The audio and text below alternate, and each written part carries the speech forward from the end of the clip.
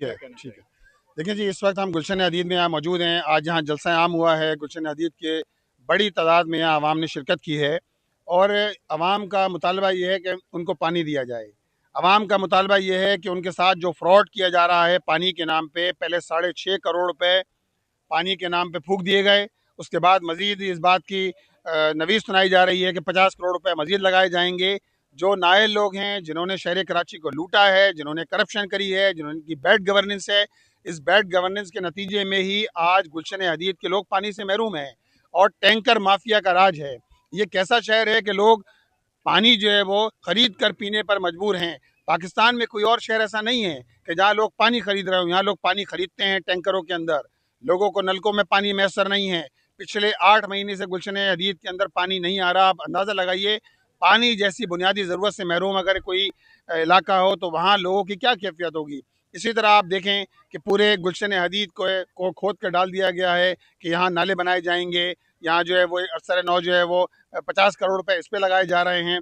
तो जिस तरह इन्होंने गुलशन हदीद का हाल किया है कि इंफ्रास्ट्रक्चर तबाह हाल है, पानी मैसर नहीं है, बिजली मैसर नहीं है, इसी तरह का कमोबेश पूरा मंजरनामा कराची का भी है कि कराची के अंदर भी यही सूरत हाल है। स्ट्रीट क्राइम्स है, कराची के अंदर छीना झपटी है, डंपर के ज़रिए लोग जो है वो हादसात हो रहे हैं। और इन्हीं सारे मामलात के हवाले से अल्हम्दुलिल्लाह जमात इस्लामी आवाज़ बुलंद कर रही है। जमात इस्लामी की हक दो कराची तहरीक जारी है।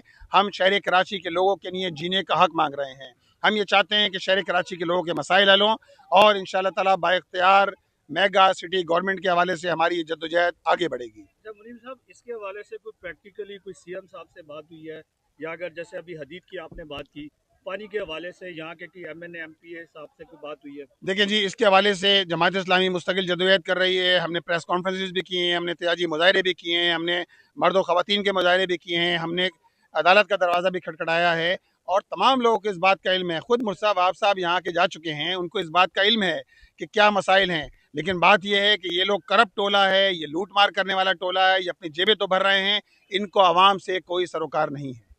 अपना मौलवी जफर साहब, आपकी मौजूदगी का फायदा उठाते हुए सर, इस वक्त जो ईरान और अमेरिका के मामला चल रहे हैं, उस पर जमात इस्लामी का मौक़िफ़ अब तक खुल के सामने नहीं आया, थोड़ा सा उसके बारे में। जमात इस्लामी का मौक़िफ़ पहले दिन से बिल्कुल वाज़ेह है कि हम ईरान के साथ हैं, ईरानी हुकूमत के साथ हैं, उनके अवाम के साथ हैं और दुनिया भर के मज़लूमों के साथ हैं। हम अमेरिका और इसराइल की मज़म्मत करते हैं। ये दहशतगर्द क़ुव्वतें हैं कि जिन्होंने पूरे ख़ित्ते में और पूरी दुनिया के अंदर दहशतगर्दी फैलाई हुई है। अच्छा, ये बताइएगा कि इस वक्त जो मौजूदा सियासी सूरत हाल है, इसमें नौजवान मायूसी का शिकार नजर आ रहे हैं। आप क्या समझते हैं कि क्या करना चाहिए? खासतौर पर जमात के नौजवानों को लास्ट प्रोटेस्ट के अंदर बड़ा उनके साथ तशद्दुद किया गया बाकी चीज़ों में, तो इस हवाले से जमात। देखिए, हमारी तो जद्दोजहद जारी है। अभी हमजा रमज़ान भाई हमारे साथ मौजूद हैं, ये गुलशन हदीद के रहायशी हैं। हम कराची के लिए जीने का हक मांग रहे थे।